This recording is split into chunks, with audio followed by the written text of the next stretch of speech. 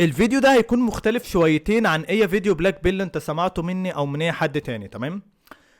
احنا كلنا عارفين ان البلاك بيل او ان الشكل جميل وبيفرق وبيجذب البنت او بيجذب البشر عامة. تمام. بس للأسف الكلام ده غلط. احنا مش بننجذب للشكل او البنات عامة، احنا بننجذب للي ورا الشكل. تمام. وهقول لك ازاي. كل الناس بتحب شكل العضلات. تمام.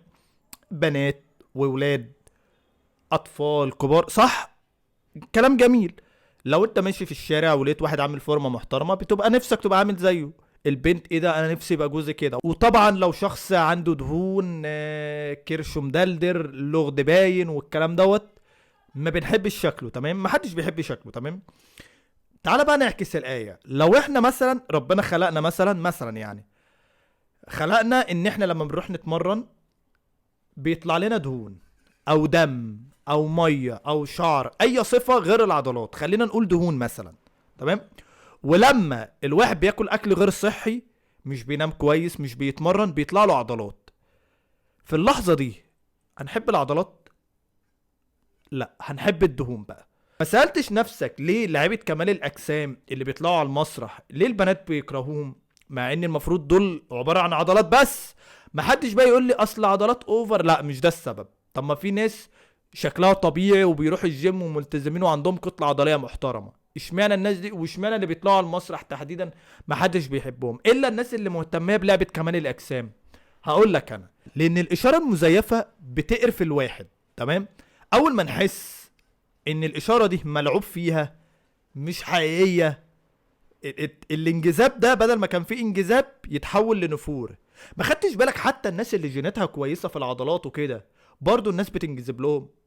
اللي هو ايه ده، انا شاكك انه بياخد حاجه بس هو ما بياخدش، هتحب شكل جسمه. انما اول ما تتاكد انه بياخد هتكرهه. واول ناس اللي بيعملوا كده البنات. يبقى اذا احنا بنحب اللي ورا العضلات. تعال بقى نشرح الموضوع بيولوجي من ورا بيدل لايه. اول حاجه الشكل هي مجرد وسيط بين الجينات، تمام، والشخص اللي بينجذب ليه. بمعنى الست عايزه راجل جيناته قويه، صحته عاليه، التستيرون عالي، فاذا اللي عنده عضلات انسب واحد. الطول، الصوت، بس خلي بالك التناسق اهم من الحجم. تمام. لان كده كده الحجم العضلي الكبير ده بيبقى كلنا عارفين هو جايب هرمونات وازاي. تمام. البنات لما بيشوفوا واحد بقى عباره عن كتله عضليه بس بيبقوا عارفين انه واخد هرمونات، بيبقوا عارفين ان صحته متدمره، بيبقوا عارفين ان هو حرفيا عنده تشوه جيني. يعني هي لو انجذبت له واتجوزته ممكن يجي، يعني هو في الغالب هيجي له عقم، ممكن يموت اصلا. انت فاهم؟ فاذا لا، هي مش عايزه ده، هي عايزه الجينات الكويسه. وزي ما قلت لك العقل بينجذب للتناسق اكتر من المبالغه. تمام. يعني لو في اشاره مستقره زي واحد بيتمرن بقاله 3 سنين 5 سنين، طول طبيعي عادي جدا، كل حاجه هتنجذب له. تمام. والله كولد او بنت عادي، احنا مش بنتكلم دلوقتي في انجذاب جنسي وكده، تمام، من بنات جنسي، انما انت كراجل بتبقى عايز تبقى زيه. تمام. اول ما بتلاقيه بياخد هرمونات وكده هتقرف منه. ليه؟ لان الاشاره هنا اتلعبت فيها خلاص. انت في الحقيقه مش عايز العضلات دي، انت عايز جيناتك تبقى زيه، عايز صحتك تبقى اقوى، عايز تشيل اوزان تقيله. تمام. بس في حدود الطبيعي، لان العقل بيفهم برضه، فاهم، حتى لو انت مش واخد بالك من ده. وده بيحصل لك بشكل لا واعي، بس عقلك فاهم ان ايه ده. اللي بيتمرن بقاله 5 سنين كتلته العضليه في المتوسط هتبقى كذا، ولو جيناته هتبقى وحشه هتبقى حجمها كده، ولو جيناته كويسه وملتزم هتبقى اخرها كذا. فلما انت تشوف فجوه في العضلات او في الكتله العضليه زياده عن اللزوم، بتعرف ان في هرمون خارجي داخل في الموضوع. فاذا انت بتقرف لان جيناته ما بقتش كويسه، فانت طبعا ما فيش حد هيبقى عايز جيناته يبقى مش حلوه. تقدر تقول كده ان الشكل ده لغه. تمام. مش اشاره مثلا، هي حاجه زي ما قلت لك وسيط بس. تمام. بتقول ان انا جيناته كويسه. انا ليه بدي مثال على العضلات وشرحته كتير؟ لان العضلات دي تقدر تفيكها، تقدر تاخد هرمون خارجي وتبوظ جيناتك بالمناسبه، لان اللي بياخد هرمونات صحته بتبقى ضايعه. ودي احسن حاجه انا حبيت اشرحها، لان الناس لما بتنجذب لحاجه معينه بتنجذب للجينات نفسها. تمام. زي ما قلت لك احنا لو نزلنا نتمرن وطلع لنا كرش بدل عضلات كنا هننجذب للكرش. لو بيطلع لك دم كنت هننجذب للدم. بيطلع لك شعر في جسمك مثلا كنا هننجذب للشعر. صوتك بيخشن نفس وهكذا.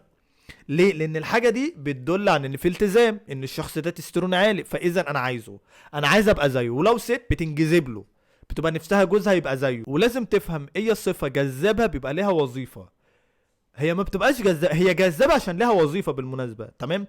ليها سبب تطوري، بتدل على جينات كويسه، بتدل على حاجات معينه حتى لو انت مش عارف ده. احنا من صغرنا كبرنا على ان اللي عنده عضلات تستيرون عالي، بيشيل اوزان تقيله، بياكل اكل صحي، وهكذا الكلام. فطبيعي انت لما تكبر طبيعي هتنجذب للعضلات. ليه؟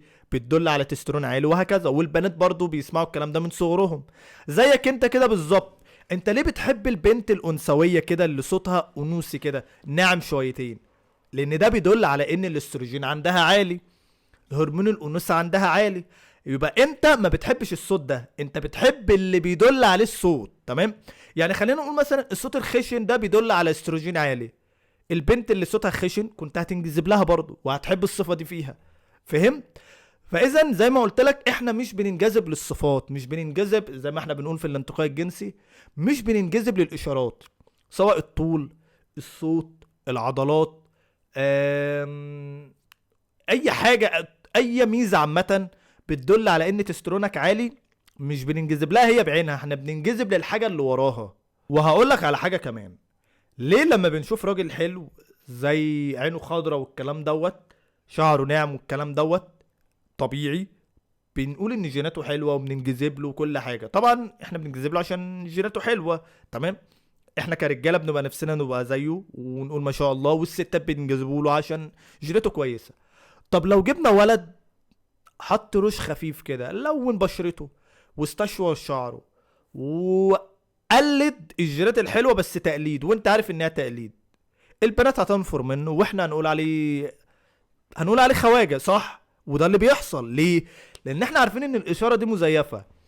لكن تخيل كده هو مولود بيها، شعره ناعم، بشرته بيضة، وهكذا، جيناته كده، يبقى اذا هننجذب له. فهمت؟ يبقى كده في علاقه، الشكل الحلو جينات كويسه قولا واحدا، تمام؟